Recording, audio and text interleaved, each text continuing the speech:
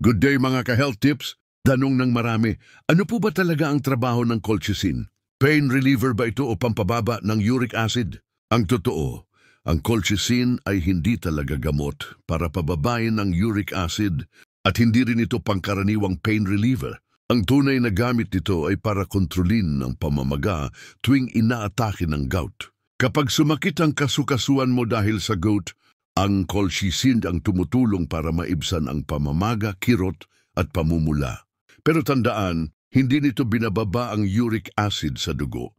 Kaya kung gusto mong pababain ang uric acid mo, ibang gamot ang kailangan gaya ng allopurinol o febuxostat. Delikado ba ito sa kidney? Pwede po, lalo na kung mali ang dosage o may existing ka ng problema sa kidney o atay. Kaya dapat laging may guidance ng doktor bago uminom nito, lalo kung iniinom mo ito madalas. Sa madaling salita, colchicine nandiyan pangkontra sa gout attack, hindi pampababa ng uric acid. Allopurinol, pampababa ng uric acid.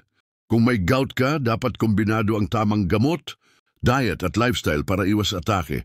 Please follow, like and share po sa page. Itanong mo kay Kuya Bitoy. Salamat.